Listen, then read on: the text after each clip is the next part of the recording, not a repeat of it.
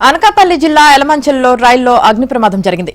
Tatanagar Ernakulam express రైల్లో మంటలు చెలరేగాయి. ఇక ఈ ప్రమాదానికి సంబంధించి పూర్తి సమాచారం మా ప్రతినిధి నాయుడు అందిస్తారు. నాయుడు, ఈ రోజు తెల్లవారుజామున రాత్రి 12:45 ఈ ట్రైన్ లో ప్రమాదం జరిగినట్టు అక్కడ ఉన్నటువంటి ప్రయాణికులు గుర్తించి టాటా ఎర్నాకులం ట్రైన్ చైన్ లాగడంతో అది కరెక్ట్ గా ఏదైతే మన ఎలమంచిల్ రైల్వే స్టేషన్ సమీపం రాగానే ఆగిపోవడం జరిగింది. ఒకసారి అక్కడ ఉన్న ప్రయాణికులందరూ దిగిన కాసేపటికే పూర్తి స్థాయిలో మంటలు వ్యాపించడంతో 2 M1 అలాగే M2 B1 2 బోగీలు కూడా పూర్తిగా దగ్ధమయ్యాయి. అయితే ఈ బోగీల్లో మనం ప్రయాణికులు కూడా చూసుకుంటే ఒక బోగీలో 72 మంది, ఒక బోగీలో సుమారుగా 80 మంది వరకు కూడా ఉన్నట్టు ఆల్రెడీ అధికారులు కానీ గుర్తించినటువంటి పరిస్థితి అయితే మనకు కనిపిస్తుంది.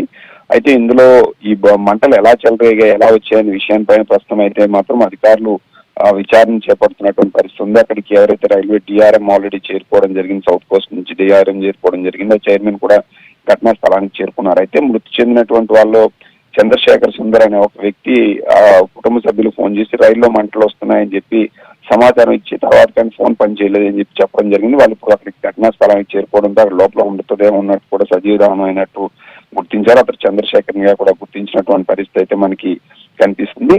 అగ్నిమాపక సిబ్బంది సుమారు తెలుసుకున్న కాసేపటికే సుమారుగా ఘటన 12:45 జరిగితే 1:20-25 కల్లా కూడా ఫైర్ సిబ్బంది అక్కడ చేరుకోవడం జరిగింది. అప్పటి నుంచి సుమారుగా ఒక 2 గంటల పాటు శ్రమించి పూర్తి స్థాయిలో వాటిని అదుపులోకి తీసుకొచ్చారు. అదుపులోకి తీసుకురావడంతో ఇప్పుడు పూర్తి స్థాయిలో అయితే పరిస్థితి సద్దుమణిగిందనేది మనం చెప్పొచ్చు. మిగతా 2 బోగీలు మిగతా బోగీలన్నీ కూడా రైల్వే సిబ్బంది ఇక్కడ విశాఖపట్నం నుంచి రైల్వే సిబ్బంది అక్కడ చేరుకోవడం జరిగింది. వాటిని సిద్ధం చేసి మిగతా ట్రైన్ ఇప్పుడే అక్కడి నుంచి బయలుదేరినటువంటి పరిస్థితి ఉంది. ఎలాగైతే ఇప్పుడు B1 అలాగే M2 2 బోగీల్లో ఉన్నటువంటి ప్రయాణికుల్ని ప్రత్యేక బస్సులను ఏర్పాటు చేసి ఇక్కడ నుంచి ఆల్రెడీ మనకి ఏదైతే సామర్లకోట తరలించి అక్కడి నుంచి వేరే ట్రైన్ లో వీళ్ళకి అటాచ్ చేస్తూ అక్కడ పంపించేందుకు కూడా అధికారులు అయితే పూర్తి స్థాయిలో ఏర్పాట్లు చేస్తున్నటువంటి పరిస్థితి కనిపిస్తుంది. అసలు ప్రమాదం ఎలా జరిగింది, ఏం జరిగింది అనే విషయం పైన ప్రస్తుతం అయితే దర్యాప్తు కొనసాగుతున్నటువంటి పరిస్థితి. ఇంకా ఎవరైనా ప్రయాణికులకు సంబంధించిన ఎవరికైనా సమాచారం కావాలని, వివరాలు కావాలన్నా 139 కూడా కాల్ చేయాలని చెప్పి ఆల్రెడీ రైల్వే అధికారులు, ఇక్కడ పోలీసు అధికారులు కూడా ఆల్రెడీ చెప్తున్నటువంటి పరిస్థితి అయితే మనకి కనిపిస్తుంది. ప్రమాదంలో అయితే మాత్రం ఇప్పటి వరకు ఒకరే మృతి చెందినట్లు గుర్తించడం జరిగింది. మిగతా వాళ్ళు ఎవరు కూడా ఇంకా ఎవరి క్యాజువాలిటీస్ కానీ ఎవరి ప్రమాదం కానీ ఎవరికి లేదనే విషయాన్ని అధికారులు అయితే ప్రస్తుతం చెప్తున్నటువంటి పరిస్థితి అయితే మనకు కనిపిస్తుంది. అక్కడ ఉన్నట్టు కంపార్ట్మెంట్ లో ఒక కంపార్ట్మెంట్ లో 82 మంది, ఇంకొక కంపార్ట్మెంట్ లో 76 మంది ఉన్నట్టు కూడా గుర్తించారు. వీళ్ళందరూ కూడా సురక్షితంగా ఉన్నారు. ఇంట్లో ఒకరే మిస్ అయ్యారు. ఆ మిస్ అయిన వ్యక్తి చంద్రశేఖర్ సుందర్ గా కూడా గుర్తించినటువంటి పరిస్థితి అయితే మనకి కనిపిస్తుంది. అంటే ఈ కారణంగా మరోవైపు మనం చూసుకుంటే కొన్ని ట్రైన్స్ ఎందుకంటే ఈ మార్గం గుండా వెళ్లాల్సినటువంటి చాలా ట్రైన్స్ ఏవైతే ఉన్నాయో వాటి రాకపోకలు కొంత అంతరాయం ఏర్పడినటువంటి పరిస్థితి ఉంది. దానికి కూడా ప్రత్యామ్నాయం కొంత ఆలస్యంగా ట్రైన్లు మిగతా నడుస్తున్నటువంటి పరిస్థితి అయితే మనకి కనిపిస్తుంది. అయితే నాయుడు, మరి ఇప్పటికే B1 M2 బోగీలు పూర్తిగా దగ్ధమైనట్లు కూడా తెలుస్తుంది. అయితే ఒక మృతదేహాన్ని కూడా గుర్తించారు కదా, మరి అది ఎవరు ఏంటి అన్నది ఏమైనా తెలిసిందా? చనిపోయినటువంటి వ్యక్తి చంద్రశేఖర్ సుందర్ అనే వ్యక్తి. అయితే ఆయన విశాఖపట్నంలోనే ఎక్కారనేది వాళ్ళ కుటుంబ సభ్యులు చెప్తున్నారు. అడ్రస్ అయితే మాత్రం అతని అధికారులు చెప్పిన దాని ప్రకారం విజయవాడ అడ్రస్ ఇచ్చారనేది వాళ్ళు చెప్తున్నటువంటి పరిస్థితి అయితే మనకి కనిపిస్తుంది. కానీ వాళ్ళ కుటుంబ సభ్యులందరూ కూడా ఇక్కడ విశాఖపట్నం చెందిన వాళ్ళే. వీళ్ళు ఇక్కడి నుంచి నైట్ ఇక్కడే విశాఖపట్నంలోనే వాటిని ఆ ట్రైన్ ఎక్కి అక్కడి నుంచి వచ్చే క్రమంలోని ప్రమాదం, ఎందుకంటే ఆయన ఎక్కి కొంతసేపటికి ప్రమాదం జరిగింది కాబట్టి అందులోనూ ఆయన ఏజ్ సుమారుగా 70 కావడంతో ఈ ప్రమాదం జరిగిన కుటుంబ సభ్యులకు కూడా ఆయన సమాచారం ఇచ్చాడు. ఇక్కడ ఏదైతే బోగీలో భారీగా మంటలు వచ్చేస్తున్నాయని చెప్పిన తర్వాత కాసేపటికి ఆయన ఫోన్ ఆగిపోయింది అనేది కుటుంబ సభ్యులు చెప్పినటువంటి పరిస్థితి ఉంది.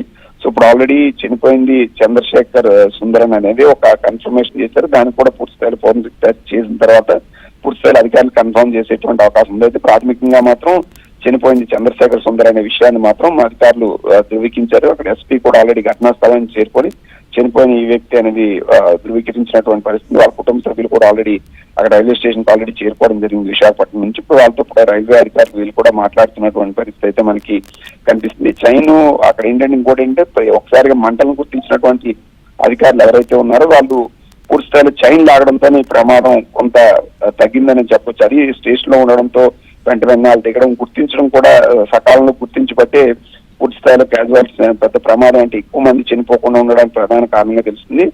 ఫస్ట్ గుర్తించిన వాళ్ళు వెంటనే చైన్ లాగడంతోనే మిగతా వాళ్ళందరూ అలర్ట్ అయ్యారు. అలర్ట్ అవడంతో పూర్తి స్థాయిలో అందరూ దిగిపోయారు. ఇతను ఏజ్ ఎక్కువ కావడంతో ఈయన మేబీ దిగడానికి ఆస్కారం లేకపోవడం వల్ల ఈ ఆయన చనిపోయి ఉంటారనేది భావిస్తున్నటువంటి పరిస్థితి అయితే మనకు కనిపిస్తుంది.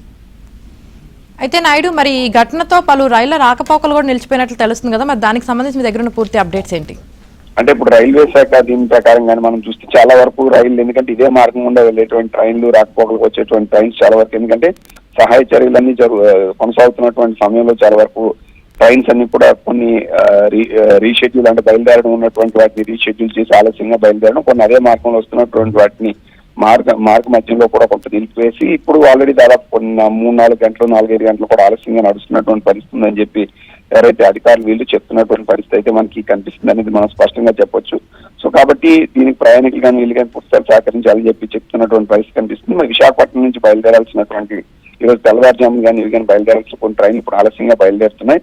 మరికొన్ని ట్రైన్లు ఏంటంటే మార్గ మధ్యంలో విజయవాడ డివిజన్ లో నుంచి కానీ ఇటువైపు నుంచి కానీ మన ఒరిస్సా నుంచి వచ్చే ట్రైన్స్ మార్గ మధ్యంలో నిలిపివేయడం జరిగింది.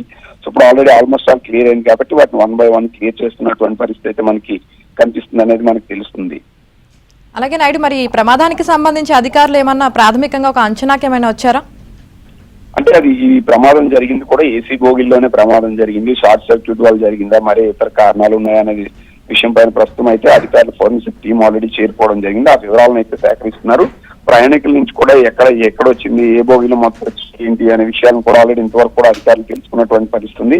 మరి కాసేపులో దీనిపైన టీఆర్ఎం కూడా అక్కడికి చేరుకున్నటువంటి టీఆర్ఎం కూడా దీనిపైన వివరాలు చెప్పేటువంటి అవకాశం అయితే మనకి కనిపిస్తుంది. దాని తర్వాత పూర్తి స్థాయిలో ఏం జరిగింది ఏంటనే విషయాలపైన ఒక క్లారిటీ వచ్చేటువంటి అవకాశం అయితే మనకు ఉందని చెప్పొచ్చు.